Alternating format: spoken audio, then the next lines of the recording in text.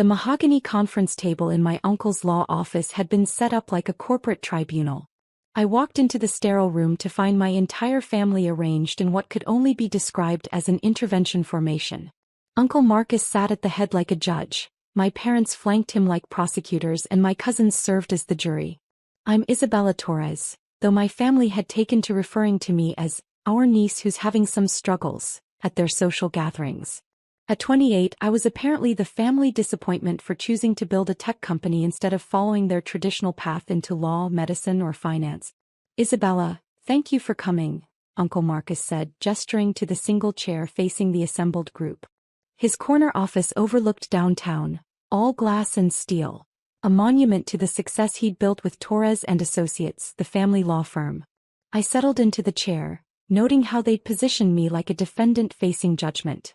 My phone sat face up on the table beside me, volume turned up as always for business calls.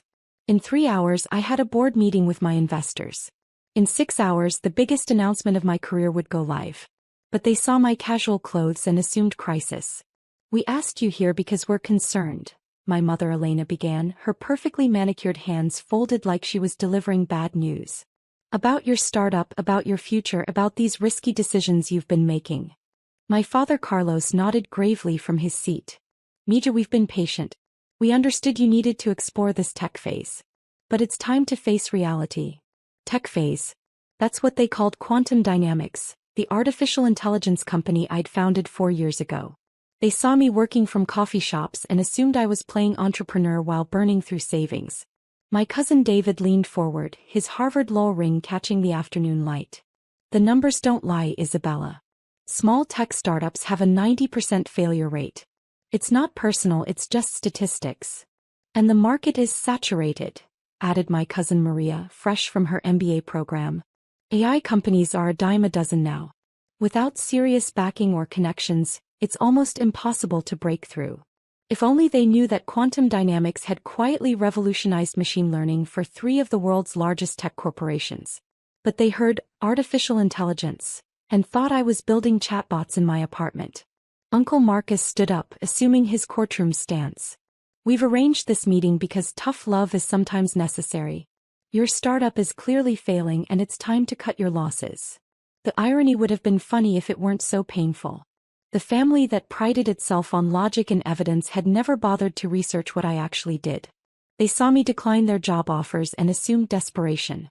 I've spoken to Judge Harrison about a clerk position, Uncle Marcus continued. It's entry-level, but it's a foot in the door. Real legal experience with real prospects. My Aunt Carmen nodded enthusiastically. And my hospital always needs administrators. Healthcare is stable, Isabella. It's not like these risky tech ventures. My phone lay silent on the table, but I knew in exactly 17 minutes, my life would change forever. The Forbes announcement was scheduled for 3:47 p.m. Pacific Time, and the advanced copy was already sitting in journalists' inboxes worldwide. We're here because your startup is clearly failing, Uncle Marcus declared with the finality of a court verdict. Time for tough love. Time to accept that not everyone is cut out for entrepreneurship. My parents exchanged meaningful looks. Mom dabbed at her eyes with a tissue she'd apparently prepared in advance.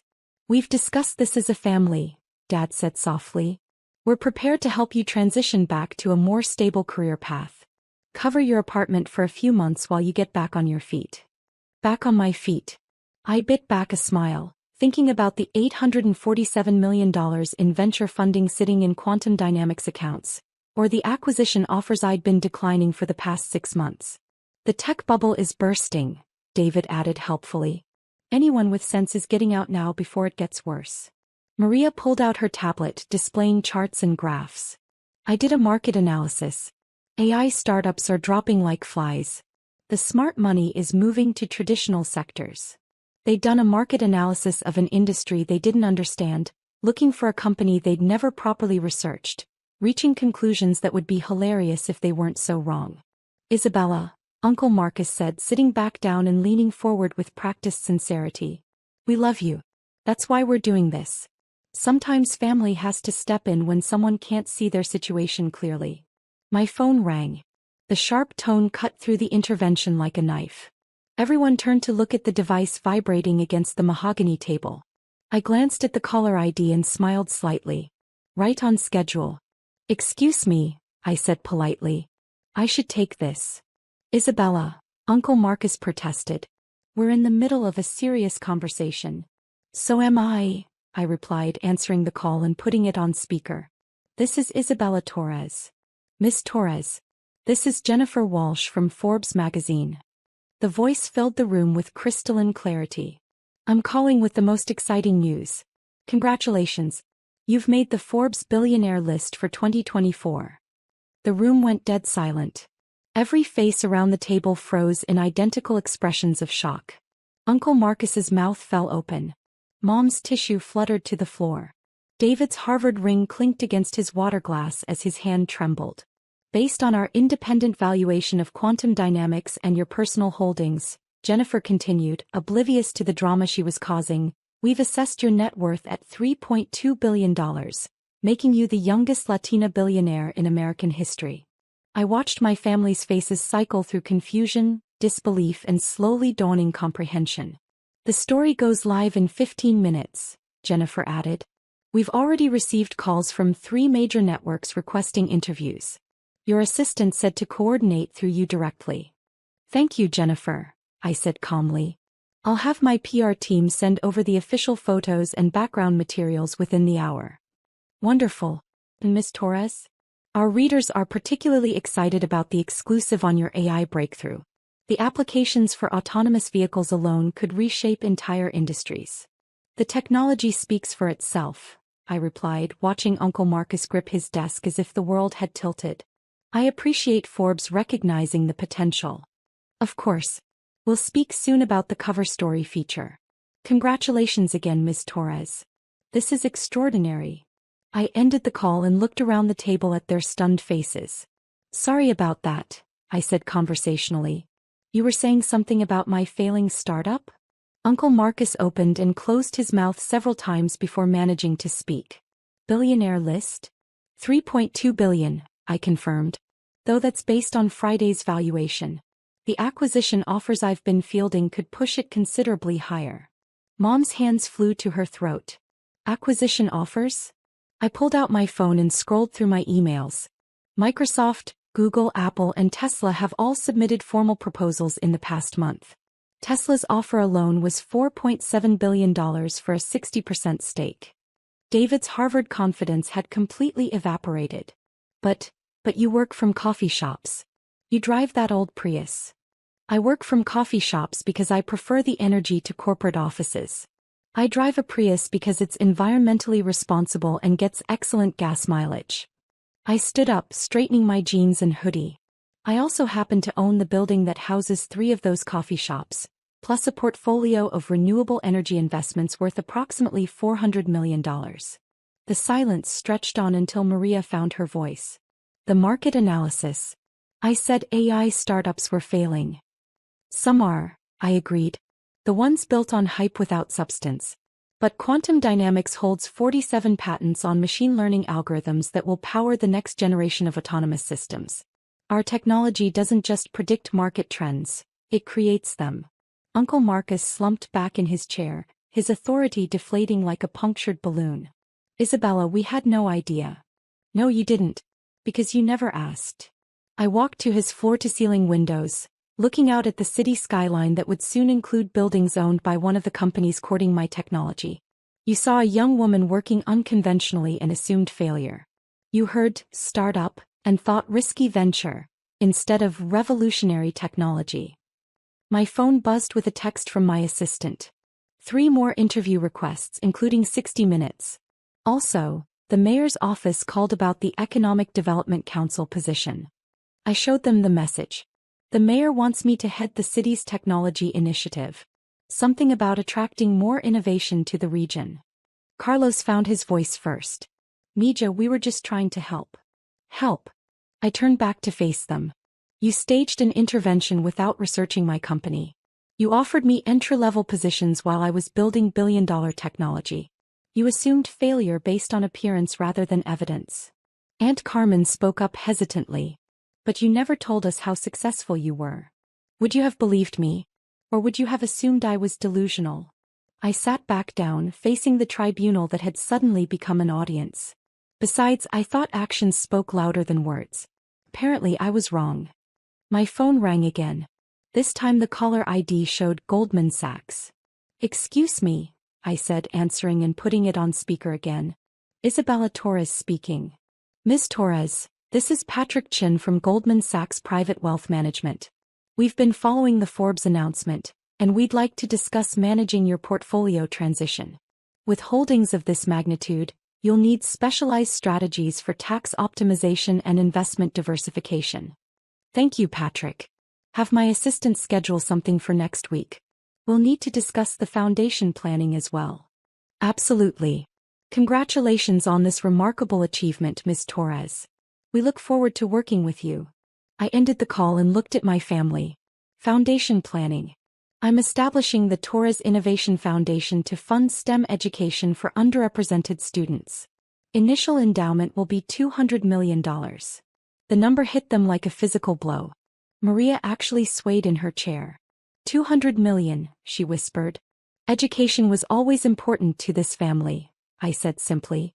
"Now I can do something meaningful about it." Uncle Marcus leaned forward and I recognized the look in his eyes.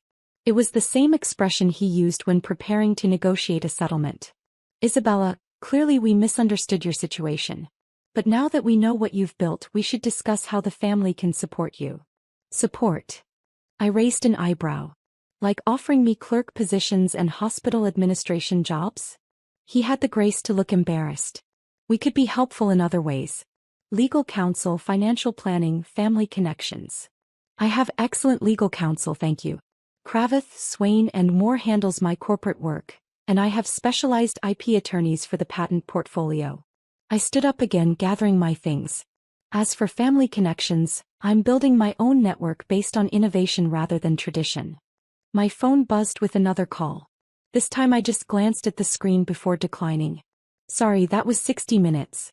I'll call them back later." The casual way I dismissed a call from one of the most prestigious news programs in America seemed to finally drive home the magnitude of what they'd missed. "Isabella," Mom said softly.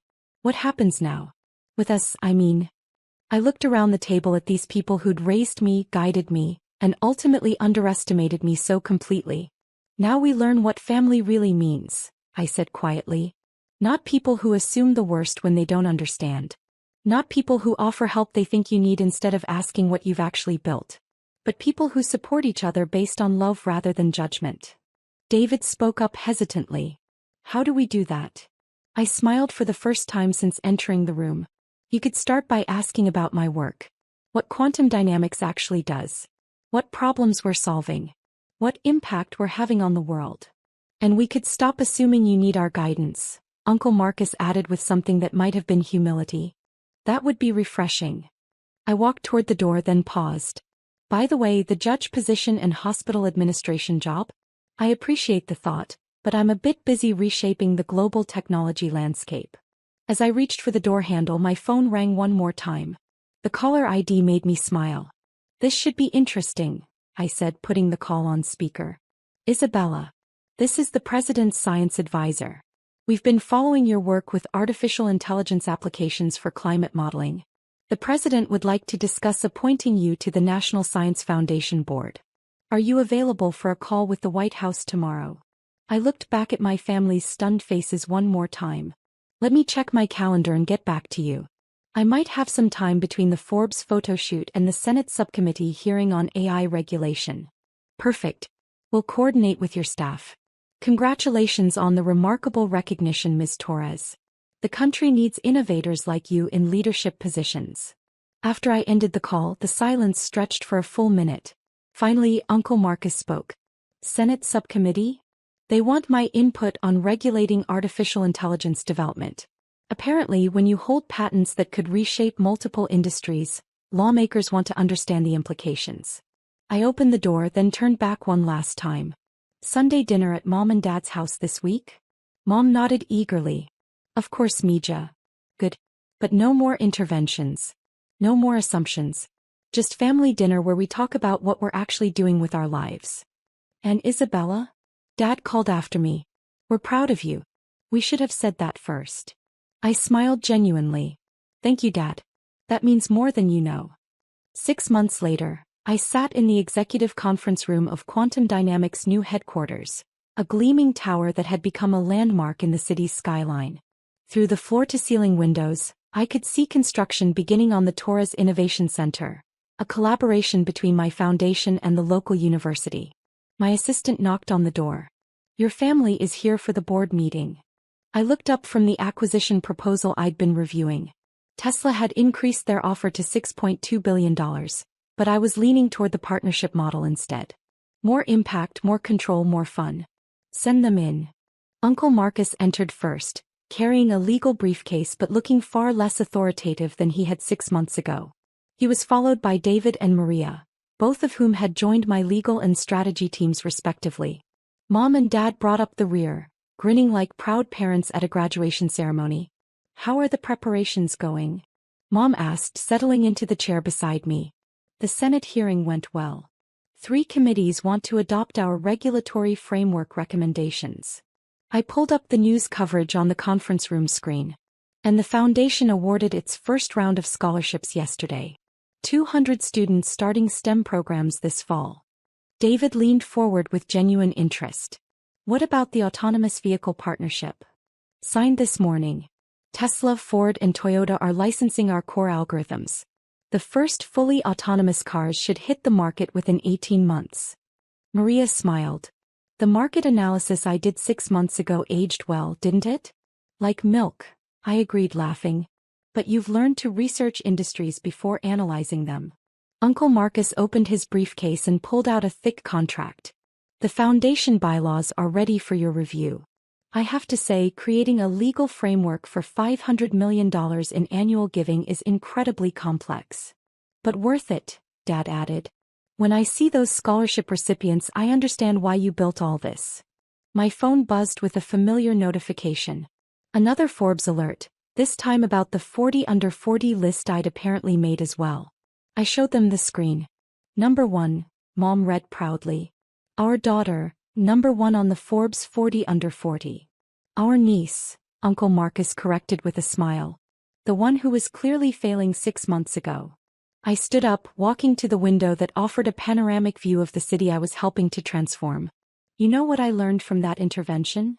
What? Maria asked. That sometimes the best business strategy is letting people underestimate you. It gives you space to work without interference. I turned back to face them. But family is different. Family should see your potential even when you can't see it yourself. And sometimes, Uncle Marcus said quietly, family needs to learn that success comes in forms they never imagined. My phone rang again. This time the caller ID showed, Nobel Committee. I looked at my family's expectant faces and smiled. Should I put this one on speaker too? The unanimous yes that echoed through the room told me everything I needed to know about how much had changed since that intervention 6 months ago. Some lessons I'd learned are best taught with Forbes lists and perfectly timed phone calls. But the most important lesson was that real family doesn't just celebrate your success. They learn to recognize it in the first place. And sometimes the greatest victory isn't proving people wrong about you. It's teaching them to see you clearly and then watching them become genuinely proud of what they discover. As I answered the call from Stockholm, I realized that the failing startup my family had tried to save was actually saving them. Teaching them that love isn't about controlling someone's choices, but about trusting their vision even when you can't see where it leads. The billionaire list was nice. But having family who finally understood what I'd built, that was priceless.